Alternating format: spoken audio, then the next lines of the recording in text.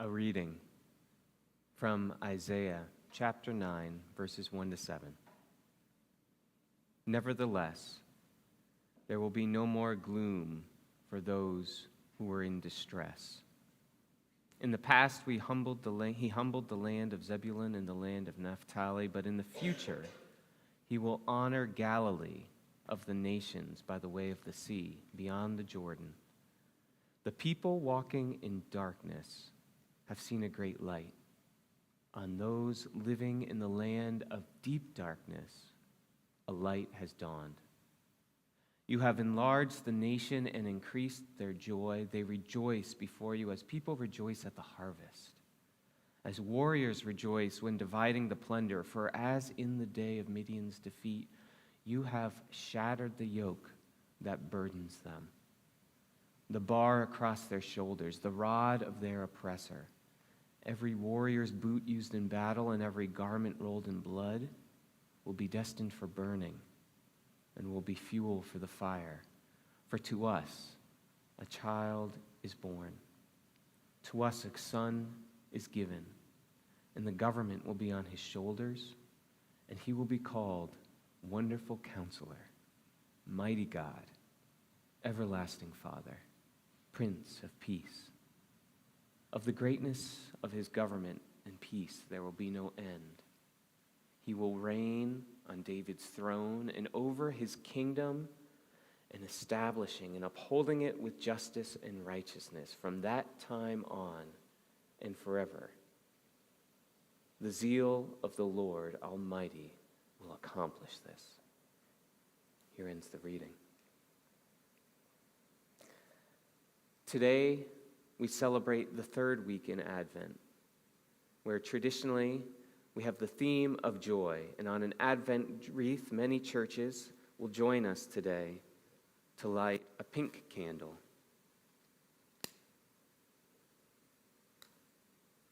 For joy.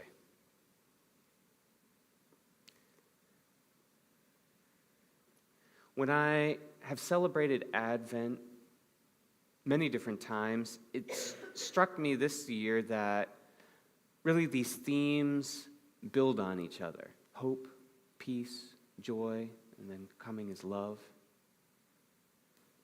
2 weeks ago, I shared about hope and how there's hope for people on the margins, and that is the hope that Christ brings in his coming, that he comes to the wilderness.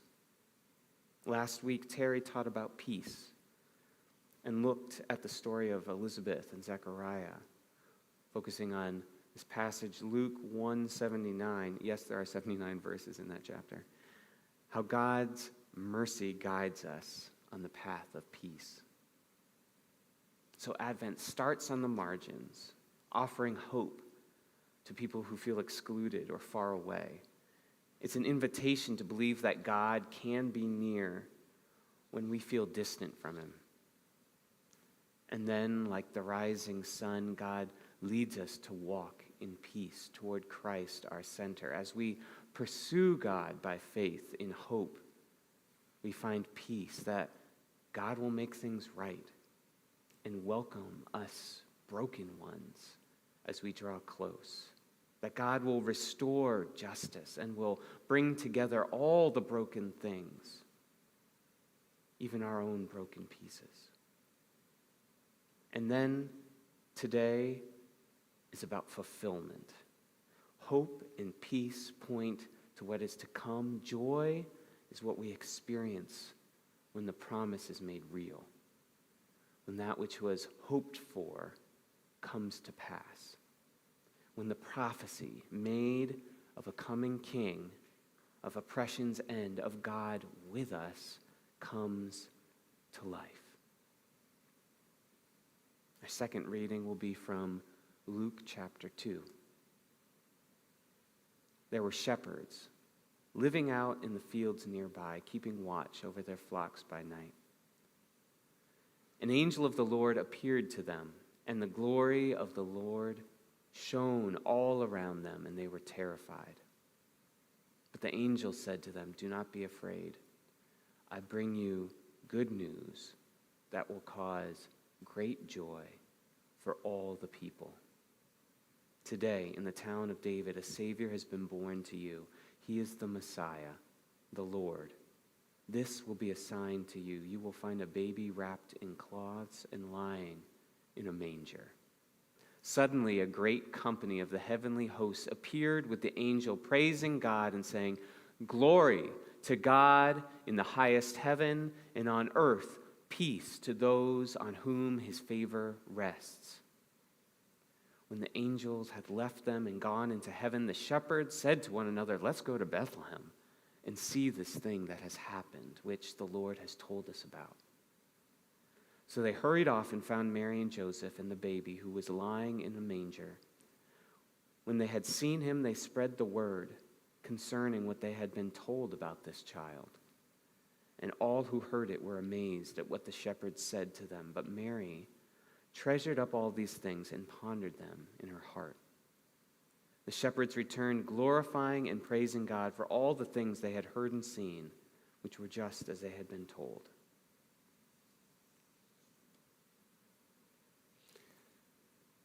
The angel announces the birth of Jesus as something that will bring joy to all people. Why is that? Joy in this context is the feeling of deep gladness as a result of something. And I think traditionally I've thought of joy as maybe like really related to hope, where I have certainty as best as I can that God will return and make things right. And it's like a future-facing joy that helps me now.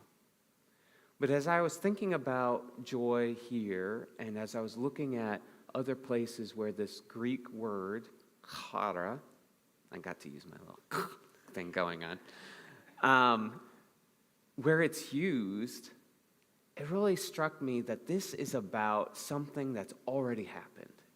It's about experiencing the good fruit God has given us. So, examples of this. Jesus shares a story about how a mother feels after giving birth, or to describe a person finding something they were really searching for, receiving something they wanted, or when the disciples saw the power of God flowing through them, demons cast out as they were just like laying hands on people. They felt joy. It was what God feels when a person repents, and the feeling of a good friend arriving. Think about that feeling. It's satisfaction, it's relief, it's resolution, it's gratefulness, it's overwhelm, it's excitement. It's the beginning of a new possibility. It's joy. And in this case, the joy is because Christ has come. People were made promises, like in Isaiah from the first reading. They were promised centuries before that God would come and rearrange the broken pieces of the world, guide us on paths of peace, restore his people to flourishing. And that promise was being fulfilled. The invitation for all nations to draw close to God was now arriving in person, in our mailboxes. And I was just thinking, I wonder if people under 20 know what a mailbox is. Okay, so for my kids, I told my daughter that I'd make this joke just for her. So, for teenagers out there, mailboxes are like these boxes you put in front of your house where people write text messages, but like write it on paper and then put it in like an envelope, give it to somebody, and then they send it to someone else's house. And like 3 or 5 or maybe like a week later, they get it. So it's kind of like the place your text messages come, but it's really slow. Okay. Oh, and there's a stamp. Yes. The last time one of my children tried to mail a letter, they did not have a stamp. But they did put a return address, so it all worked out. They are ready for the apocalypse. They know how to put in a return address on there. As compared to my father, who continues to write his name and salutation in his text messages. So we have all things. Dad, I love you. So as people centering on Christ 2,000 years later, I think it's hard for us to sustain this sense of joy that the shepherds held. The good news has been proclaimed over and over again. We've heard the story so many times, and we've even used it ourselves or seen other people use it for all sorts of purposes. Sometimes purposes we don't even like, and it makes us feel a little gross about the whole thing. We grow numb to the joy, calloused by our burdens, the brokenness of the world, our own selfishness, and the harm done to us by others. I think there is something that blocks us from experiencing the joy. And as we were talking beforehand, it struck me, this really relates to me with something I was talking about in my most recent trip for work. We were talking about the good things that God has done, and we were using a metaphor about fruit and harvesting. And I was thinking about how often, even when in the church we talk about harvesting, we think about like the reaping, and often in kind of weird terms. But harvesting is not just collecting, it's also about enjoying. You don't pick an apple to look at it and say, I have an apple. You pick the apple, and the joy of the apple is complete when you eat it. And it's ripe, and it's fresh, and it's good. And the joy of the harvest is anticipation for that comes to fulfillment. You don't just make a big pile of apples and say, wow, what a harvest. No, the purpose, and I think even in our modern world, it's like, oh, no, you send it to the store and maybe it goes somewhere. Like, we're so disconnected from experiencing the joy of the things in front of us. And I think for our moment specifically, and even our community, I think there's a particular word, there's a particular invitation to experience, embody, and consume joy in a new way in this season. And I think that's particularly true for our community because I think we struggle with joy in a unique way. As a church of people on the margin, which is a nice way of saying weirdos, strange people, you know. No one is taking this personally at this moment, so, we can imagine that I'm just talking about myself. What I wrote here is, we are made up of all sorts of odd people. Those unwelcome or unsatisfied with what they've experienced elsewhere. We mourn together, over and over, embracing the struggles and challenges that we face in the world. And I think all of this is healthy and good and will continue. But last Sunday, I woke up at 4 a.m. and couldn't go back to sleep. And I felt like God was speaking something to me for the church, and just kept sitting in my heart. And what I would offer to all of you as a word is this.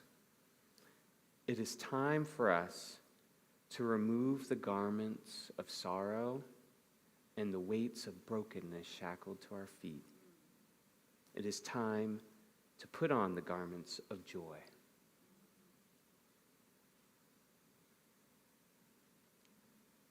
I'm not sure what that all means, but what I picture is having a new set of clothes, and how sometimes you feel comfortable in your old clothes, even if they're a bit ripped up. Even me, my jacket this morning, I was looking like, in the armpit, there's like a little hole. It's like, does LL Bean still have a lifetime guarantee? They don't. LL Bean. And I was thinking, should I buy a new jacket? I'm like, no, I like my jacket. I'm going to keep this jacket until my children are fully embarrassed of it. And they're like, Dad, that jacket, like, come on. And then they buy one for me for Christmas in, 10 years. And it all works out. The circle of life continues. But it's like God is offering us a new set of clothes to put on. We don't have to carry mourning and sadness. We can put on joy. Why? Because Christ is here. Christ is with us. There's a freedom, there's a possibility. There's so much for us that we can embrace and enjoy and live into. And I think there's kind of this other piece of joy being something that the religious machine co-ops as like a hashtag, or like something that it's just so overused or so like put on that it repels us in some way. And I think it's time for us to reclaim what joy means. It's our own, as our gift. It's the pearl that we've found. And that refers to a story Jesus shared, a parable in Matthew 13. The kingdom of heaven is like treasure hidden in a field. When a man finds it, he hides it, and then in his joy, went and sold all he had and bought that field. And again, the kingdom of heaven is like a merchant looking for fine pearls. And when he finds one of great value, he goes away and sells everything he has to buy it. We have discovered something incredible about God's love for us. And in this new season of CCF, it is time that we celebrate it. It is time that we stop allowing the voices of others to make us doubt or to treat what has come as a lie or a myth. Our challenge is to trust that the joy is real, that the good news is actually good. And I think many of us in the community and just generally have been sucker punched enough that they're wary of letting down our guard. Tracy's just been saying the last 2 weeks, the hardest thing to do is to fully experience joy, because it's like you're letting down that barrier of, I'm not going to get too excited, I'm not going to get too high because the low is coming.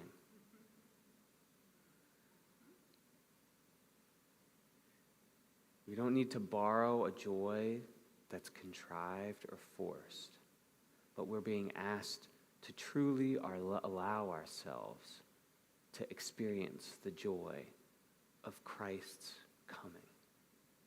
By joy, we can have the strength and the will to overcome the pressures of the world. With joy, we are equipped with a weapon which can change atmospheres. Have you ever met a joyful person? Sometimes it can be too much, but they can change a space. They can change the way it feels, the vibe. I don't know. To me, there's a word for that. We call it the spirit of a place. That's what I say. We don't need to say vibe, but it's okay. You can say vibe. Sorry. That's my thing. In joy, we have a stronghold of identity, of purpose, of calling. In joy, we have the bright light of God emanating from within us, proclaiming to all nations that God has come, that God has proclaimed hope to the margins, and that we are walking the path of wholeness, of restoration, of peace. So are we willing to put on the garments of joy?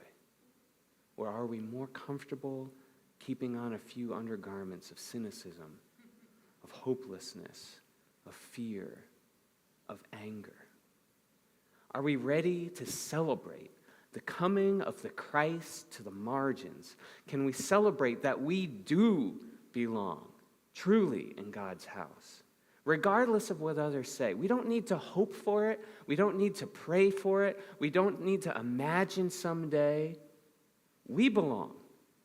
We are loved today, this moment, without having to do anything else.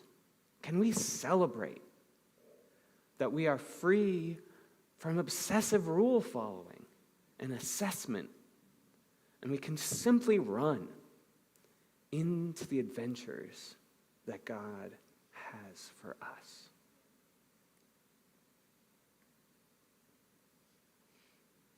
I want us to just take a minute and practice this. It's going to be however you want to do this, and you can do this at home. I want you to think about something recently that you're grateful for. And Tracy, again, was sharing, and this is something I've experienced recently too. Like, as I've written my gratitude journal, it's one thing to remember, but once you have that in your mind, get it inside you. Allow it to sink in and feel good. Experience the joy of God offering you that experience as a gift.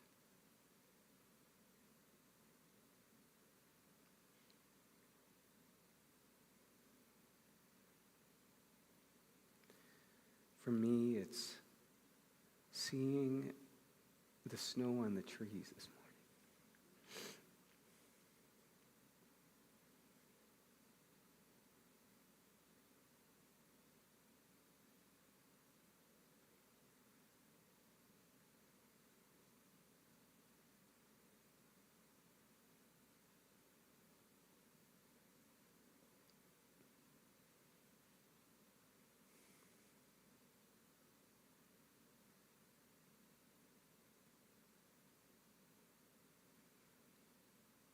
It's good to experience joy.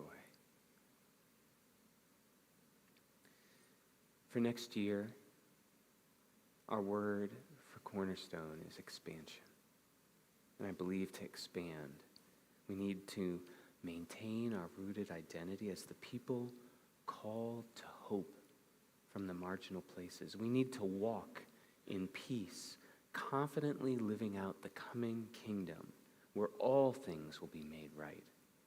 We must put on the joy of the nations, knowing that the promise isn't far off or for some sweet day. The promise of Christ's coming has been fulfilled.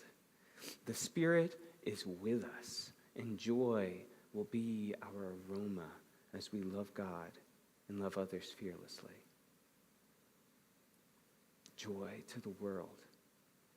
The Lord